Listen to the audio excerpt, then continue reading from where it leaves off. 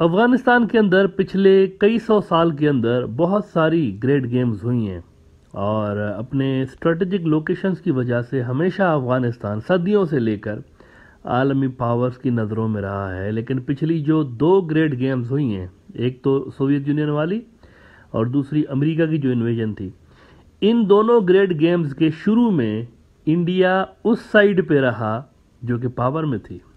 यानी जब ये गेम्स शुरू हुई हैं, ग्रेट गेम्स शुरू हुई हैं, तो जो वहाँ पर पार्टी पावर में थी या जो भी धड़ा पावर में था, इंडिया उस साइड पे था गेम के शुरू में। But they ended being on a losing side game के एंड में।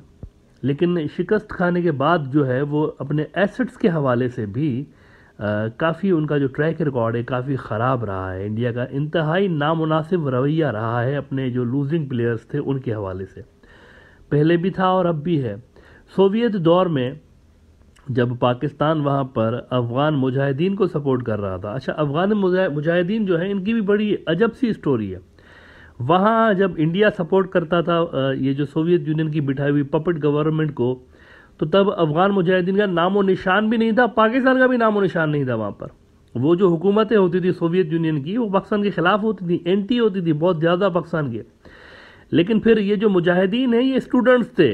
अहमद शाह मसूद जो था वो स्टूडेंट था असल में, काबुल यूनिवर्सिटी का स्टूडेंट ने मिलके और ये जो मुजाहिदीन वाली इतनी बहुत बड़ी मैसिव मूवमेंट बाद में क्रिएट की है जिन्होंने सोवियत यूनियन को हराया है। ये ज़ीरो से स्टार्ट हुई है, बिल्कुल जैसे अफगान तालिबान ज़ीरो से स्टार्ट हुए, वैसे ही वो जो अफगान मुजाहिदीन का ग्रुप था वो अलग ग्रुप था तालिबान से, वो भी ज़ीरो से स्टार्ट हुए थे। तो पाकिस्तान वहाँ जब मुजाहिदीन को सपोर्ट करता था तो इंडिया यहाँ पर किसको सपोर्ट करता था? अफगानिस्तान के अंदर जो पपेट गवर्नमेंट थी, आखिरी उनका जो लीडर था वो नजीब था। लेकिन बाजी उलटने के बाद इंडिया को इतनी भी तौफीक नहीं हुई कि जिस नजीबुल्लाह ने सारी ज़िंदगी इंडिया की खिदमत की, इंडिया की सर्विस में रहा पूरा अरसा, इंडिया को इतनी भी तौफीक नहीं हुई कि उसको पनाह देते, उसको शेल्टर देते, उसको प्रोटेक्ट करते, अपने यहाँ लाकर उसको बिठाते और वहाँ पर वो जैसे दलाई लामा को उन्होंने पनाह दी हुई है इसको भी देते। ऐसा नहीं किया इंडिया ने। काफ़ी अरसा वो बेचारा अफगानिस्तान के अंदर यूनाइटेड नेशंस के कंपाउंड में छुपता छुपाता रहा, लेकिन बिल आखिर मुजाहिदीन के हत्थे चढ़ गया। और कहा जाता है कि इनको पकड़वाने में इनकी जो मुखबिरी की थी वो और किसी ने नहीं, अपने ही इनके साथी रशीद दोस्तम ने की थी पैसों के लिए। रशीद दोस्तम ने कहा जाता है कि मुजाहिदीन जब इसको ढूंढ रहे थे तो रशीद दोस्तम ने उनको कहा था कि मैं आपको पकड़वा के देता हूँ, मुझे कितने $1 मिलियन दोगे? तो डील सेट करने के बाद उसने एयरपोर्ट पे लेकर जाने के आसरे पे नजीब को रशीद दोस्तम ने एयरपोर्ट जाने के लिए वहाँ पर कहा, और इन्होंने इधर से इन्होंने मुजाहिदीन को बताया कि ये एयरपोर्ट जा रहा है, और रास्ते में बेचारे को जो है वो मुजाहिदीन ने धर लिया था और उसका फिर जो अंजाम हुआ वो सबके सामने है। लेकिन देखें, इंडिया को बात सारी ये है कि एंड तक नजीब कहता रहा मुझे पनाह दें, आपके लिए सारी ज़िंदगी में मुजाहिदीन से लड़ता रहा हूँ, लेकिन अब तो मैं गेम हाथ से निकल गई है तो मुझे पनाह दें। अलबत्ता इंडिया ने नहीं दी थी। इस बार अमेरिका वाली अफगान ग्रेट गेम में भी बिल्कुल वही सीन एक्शन रिप्ले हमें नजर आए जो कि वो 70s-80s में हमें नजर आए, वो इस बार भी नजर आए। न्यू दिल्ली ने अपने एसेट्स को इस बार भी डंप किया, जिससे उनके जो एसेट्स हैं उनको शिकायत भी है। और ऐसी ही एक शिकायत NDS जो कि अफगानिस्तान की फॉर्मर सीक्रेट एजेंसी है, उसके जो चीफ हैं रहमतुल्लाह नबील, उसने एक ऐसी ही शिकायत कर दी है। और रहमतुल्लाह नबील जो थे ये इंडिया के क्लोज इत्तेहादियों में से एक थे, अमरुल्लाह साले की तरह। अफगानिस्तान की ये जो खुफिया एजेंसी थी NDS, ये अफगानिस्तान में रॉ का इतना बड़ा असासा बन चुके थे कि पाकिस्तान के इल्ज़ामात के मुताबिक पाकिस्तान के अंदर होने वाली दहशत गर्दाना कार्रवाइयों को रॉ जो था ये NDS की ऑफिस में बैठ के प्लान करता था वहाँ पे। लेकिन अब NDS के साबिक चीफ ने कहा है, ये जो रहमतुल्लाह नबील साहब है, कि हमने इंडिया के लिए इतना कुछ किया लेकिन उन्होंने हमें वीज़ा तक नहीं दिया। काबुल टेक ओवर के बाद ऐसे मुंह मोड़ा जैसे वो हमें जानते ही नहीं है। उन्होंने कहा कि हज़ारों इंडियन एसेट्स ने अप्लाई किया वीज़ा के लिए इंडिया का, लेकिन मोदी सरकार ने सिर्फ और सिर्फ 300 लोगों की वीज़ा जारी की। हज़ारों लोगों ने इनको कहा कि हम आपके लिए इतना अरसा लड़ते रहे हैं, आपका काम करते रहे, हमें तो अब आने दें इंडिया। तो इंडिया ने उनको नहीं आने दिया कि उधर ही पड़े रहो अफगानिस्तान के अंदर। 300 लोगों को सिर्फ वीज़ा दिया। और रहमतुल्लाह नबील कहते हैं कि वो 300 भी जो थे वो मोस्टली वही थे, सिख जो थे, सिख बरादरी के लोग और हिंदू बरादरी के लोग, उनको वीज़ा दिया, हमें नहीं दिया, एनडीएस वालों को नहीं दिया। बल्कि एनडीएस वाले कह रहे हैं कि जो एग्जिस्टिंग वीज़ाज हमारे थे वो भी कैंसिल कर दिए, जिनके पहले से लगे हुए थे, लॉन्ग टर्म वीज़ाज लगे हुए थे, वो भी कैंसिल कर दिए। और क्लियरली उसने कन्फेस भी किया वैसे कि we helped India against Pakistan in Afghanistan से ग्रेट गेम। उन्होंने क्लियरली, रहमतुल्लाह नबील ने जो है ना भांडा फोड़ दिया है, वो खुद कह रहे हैं कि हम पाकिस्तान के खिलाफ काम करते थे इंडिया के कहने पे। ये जो वैसे ग्रेट गेम का टर्म है ना, क्या आप जानते हैं ये कैसे वजूद में आया? ये किसी और एरिया के लिए, किसी और जंग के लिए आपने नहीं सुना होगा ग्रेट गेम का वर्ड। ये सिर्फ अफगानिस्तान के अंदर आता है, अफगान ग्रेट गेम। ये है क्या ग्रेट गेम, क्या चक्कर है इसमें, क्यों कहते हैं इसको?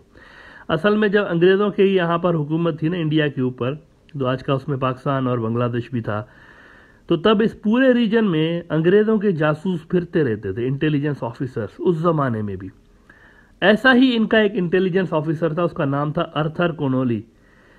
ये बंदा पठान बन के काफ़ी अरसा मौजूदा अफगानिस्तान के अंदर रहा और सेंट्रल एशिया में भी ये फिरता रहता था और रशियन एक्टिविटीज़ पर नज़र रखता था, क्योंकि उस वक्त जो रशिया के अंदर ज़ार हुआ करते थे, बादशाह आते थे, ज़ारे रूस कहते थे जिनको, ज़ार की और ब्रिटिश एम्पायर की आपस में नहीं बनती थी, ये कॉम्पिटिटर थे ग्लोबल स्केल पे, तो इनके टाइज काफ़ी ख़राब थे। जुलाई 1840 में, ये 1840 की बात कर रहा हूँ, आज से तकरीबन पौने 200 साल पहले की बात बता रहा हूँ। 1840 जुलाई, अर्थर कोनोली ने, ये जो ब्रिटिश इंटेलिजेंस ऑफिसर था, इसने कंधार में डिप्लॉय होने वाले नए ब्रिटिश सफ़ीर को अपने एक ख़त में लंबा चौड़ा प्लान लिख के उसने बताया कि फ़ारिस यानी जो ईरान है, अगर हम इसके साथ मिल जाएं, और बुखारा यानी आज का जो उज़्बेकिस्तान है, या सेंट्रल एशिया में बहुत बड़ी एक मुस्लिम सल्तनत हुआ करती थी, चाइना का जो जिंजियान का इलाका है उसका भी काफ़ी बड़ा हिस्सा उसके अंदर आता था। तो अर्थर कोनोली कहता है कि अगर फ़ारिस को अपने साथ मिलाएं और अगर हम बुखारा को, वो जो एम्पायर थी मुसलमानों की, उसको मजबूर करें और अफ़गानिस्तान में अपने पैर जमाएं, तो हमारी सल्तनत बड़ी मजबूत हो जाएगी, हम ज़ारे रूस को जो है वो तंग कर सकते हैं वगैरह वगैरह। और उस ख़त के आखिर में पहली बार उसने ये वर्ड लिखे थे, ये वर्ड उसने यूज़ किए थे, मैं उसको कोट करता हूँ। उसने कहा कि you have a great game, a Nobel game before you, कि इधर आके ये सारा फसाद मचा है, उसको ये उसने ग्रेट गेम का नाम दिया। तब से लेकर 1840 से ये अल्फाज अफ़गानिस्तान के साथ चिपके हुए हैं ग्रेट गेम के। एक ताकत जाती नहीं है, उसकी ग्रेट गेम ख़त्म नहीं होती कि दूसरी आ जाती है। बहरहाल बाद में फिर अर्थर कोनोली को पकड़ा गया था, बुखारा के जो अमीर थे, किंग जो था उस सल्तनत का, उसने इसको पकड़ा था और वो उनको पता चल गया था कि ये जासूस है, फिर इसके सामने लाया गया और उसको सज़ाए मौत हुई थी जासूसी के इल्ज़ाम में। तो ग्रेट गेम का टर्म असल में उस ब्रिटिश जासूस ने निकाला था और उसके बाद सोवियत से आगे चल के तो फिर अमेरिका और सोवियत के दरमियान ग्रेट गेम शुरू हुई अलॉन्ग विथ अफगान मुजाहिदीन, जिनको अमेरिका तब as said holy man of God कहता था कि ये मुजाहिदीन हैं, अल्लाह वाले हैं और अपनी आज़ादी के लिए लड़ते हैं। सोवियत जब यहाँ से चले गए तो अमेरिका आ गया और फिर अफगान तालिबान के दरमियान और अमेरिका के दरमियान ग्रेट गेम शुरू हुई, जिसमें चाइना रशिया बाद में कूदे। शुरू में रूस ने भी, वैसे आपको मैं बताऊं, अमेरिकी इन्वेजन को सपोर्ट किया था, जिसकी शिकायत आज तक इंडिया करता रहता है। इंडिया आज तक रशिया से कहता रहता है कि देखें, इस ग्रेट गेम में हम और आप रशियंस एक ही पेज पर थे ना जब ये शुरू हुई। We were both supporting anti Afghan Taliban forces, हम दोनों तंग थे इनसे, तो हम दोनों इनको सपोर्ट करते थे जो इनके विरोधी थे। लेकिन फिर आपने, रशियंस ने राहें जुदा कर ली, आपने अपनी अफगान पॉलिसी तब्दील कर ली चाइना के साथ मिलके, हमने नहीं की, आपने हमें बीच में छोड़ दिया। वो सेंटी होने वाले डायलॉग्स उनको बताते रहते हैं।